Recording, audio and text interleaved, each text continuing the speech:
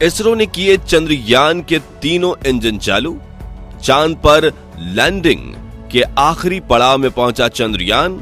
हमारे वैज्ञानिकों ने दी देश को एक और बड़ी खुशखबरी, वर्टिकल लैंडिंग का प्रोसीजर हुआ शुरू। दोस्तों, चंद्रयान 3 अपने 37 दिन के सफर को पूरा करके अब चांद पर उतरने के बेहद करीब पहुंच चुका है और इस समय यह चांद के बिल्कुल मुहाने पर खड़ा है और वो पल अब दूर नहीं जब यह सतह पर सुरक्षित रूप से लैंड कर जाएगा।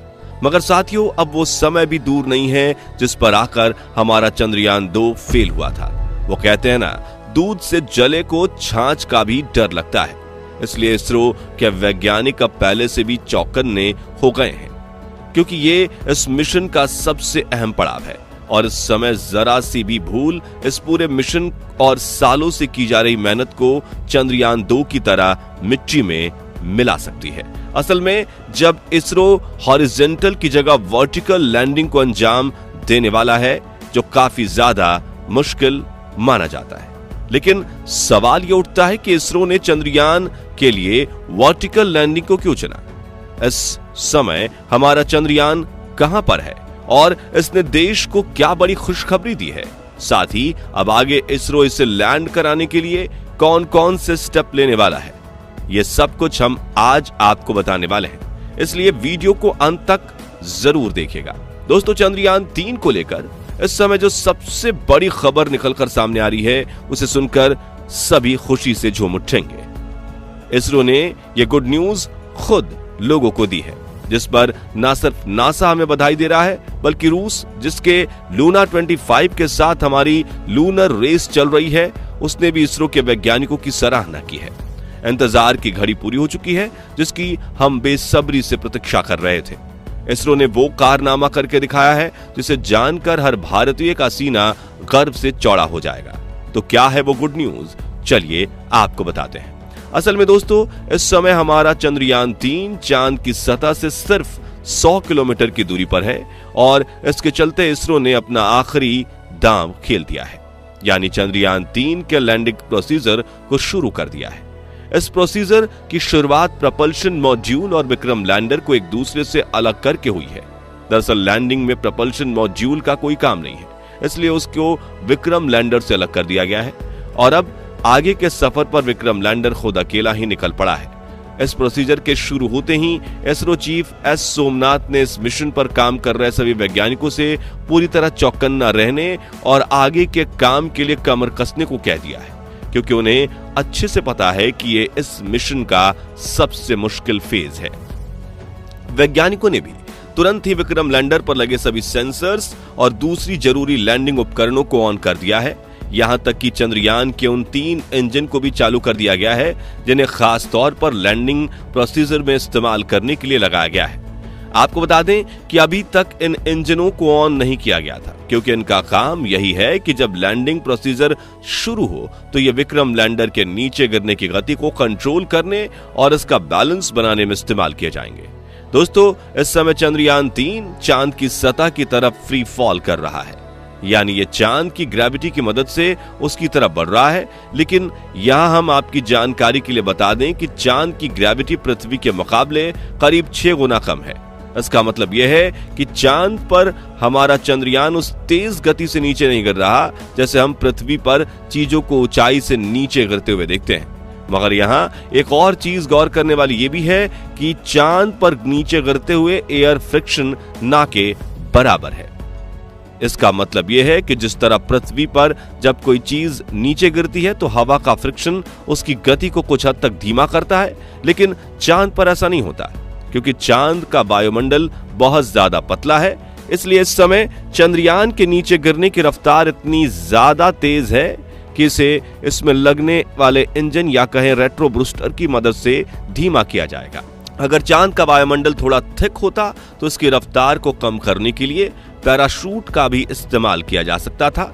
यहां तक कि मंगल ग्रह पर भी जब कोई मिशन भेजा जाता है तो लैंडिंग के समय पैराशूट का यूज होता है, लेकिन जब चांद पर यह इसके हल्के वायुमंडल की वजह से मुमकिन नहीं है।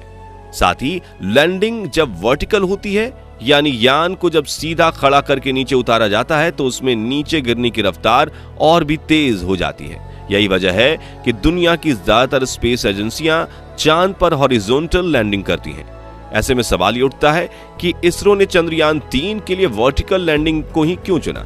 असल में इसका जवाब है समय की बचत, क्योंकि हॉरिजॉन्टल लैंडिंग में यान के नीचे गिरने की रफ्तार काफी कम रहती है और उसमें टाइम भी ज्यादा लगता है। इसलिए कम से कम समय में लैंडिंग को अंजाम देने की खातिर इसरो ने चंद्रयान 3 को वर्टिकली लैंड कराने का फैसला किया है। वैसे इसकी एक वजह रूस का लूना 25 भी हो सकता है, जिसके साथ हमारे चंद्रयान की एक स्पेस रेस चल रही है। लेकिन इसके बाद में आधिकारिक रूप से कुछ भी नहीं कहा गया है। वर्टिकल लैंडिंग प्रोसीजर में एक दिक्कत ये भी आती है कि लैंडिंग के दौरान लैंडर के हर एक हिस्से को कैप्चर नहीं किया जा सकता। आपकी जानकारी के लिए बता दें कि चंद्रयान 2 का ऑर्बिटर इस समय अपने कैमरे की मदद से चंद्रयान 3 के विक्रम लैंडर की पल पल की खबर वैज्ञानिकों को दे रहा है। साथ ही वो इसकी लाइव तस्वीरें खींचकर इसरो को सेंड कर रहा है ताकि वैज्ञानिकों को इसकी एग्जैक्ट पोजीशन का अंदाजा रहे। इसके अलावा नासा के टेलीस्कोप और सैटेलाइट भी विक्रम लैंडर पर ही पूरी नजर रखे हुए हैं। लेकिन वर्टिकल लैंडिंग में दिक्कत यही है कि यान का ऊपरी हिस्सा तो वैज्ञानिक देख पाते हैं, लेकिन निचले हिस्से को देखना पॉसिबल नहीं है। अब आपके मन में सवाल तो उठ रहा होगा कि वर्टिकल लैंडिंग करना ही कहीं चंद्रयान के लिए रिस्की तो नहीं? तो हम आपको बता दें कि हमारे वैज्ञानिकों ने विक्रम लैंडर में जो इंजन लगाए हैं वो बहुत ज्यादा पावरफुल हैं और इतने कैपेबल हैं कि चंद्रयान के नीचे गिरने की गति को बिल्कुल जीरो पर ला सकते हैं। साथ ही चंद्रयान में कई सारी आधुनिक सेंसर्स, कंप्यूटर सिस्टम, एआई और कैमरे जैसे उपकरण लगे हैं जो हर हाल में इसे सुरक्षित लैंड कराने की काबिलियत रखते हैं। ऐसे में यह कहना गलत नहीं होगा कि हमारा चंद्रयान लैंडिंग के मामले में पूरी तरह से सेफ है और इन्हीं सब चीजों की मदद से वैज्ञानिकों ने इसका लैंडिंग प्रोसीजर शुरू कर दिया है। हालांकि वैज्ञानिक रिलैक्स बिल्कुल नहीं हुए हैं और वो पूरे चौकन्ने होकर इसके हर एक मूवमेंट को देख रहे हैं ताकि जरा सी भी गलती होने पर तुरंत कोई एक्शन लिया जा सके। दोस्तों, हमारा चंद्रयान इस समय ऐसे पॉइंट पर पहुंच चुका है जहां से हमारे वैज्ञानिक अगर चाहें तो इसे चंद घंटों के अंदर ही सतह पर उतार सकते हैं। ऐसा कई सारे एक्सपर्ट्स का मानना है।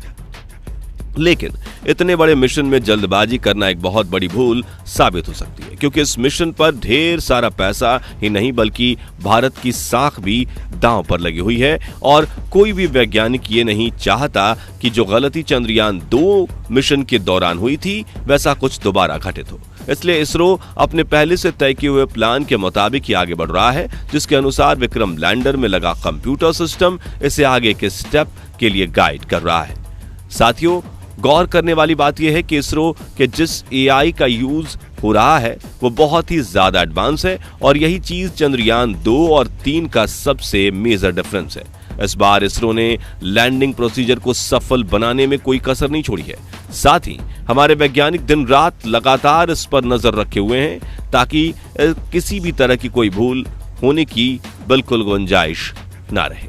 तो दोस्तों, अब वो दिन बहुत करीब आ चुका है जब हमारा चंद्रयान चांद की अंधेरी दुनिया में लैंड करेगा और भारत का नाम इतिहास के पन्नों में हमेशा के लिए सुनहरे अक्षरों में लिख दिया जाएगा।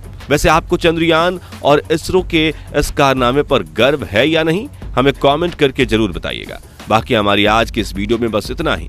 वीडियो अच्छी लगी हो तो इसे लाइक और शेयर जरूर करना और अगर आप चैनल पर नए हैं तो चैनल को सब्सक्राइब और यदि आप फेसबुक पेज पर हैं तो पेज को फॉलो भी जरूर करें। मिलते हैं जल्दी ही ऐसी एक और वीडियो के साथ, तब तक के लिए गुड बाय।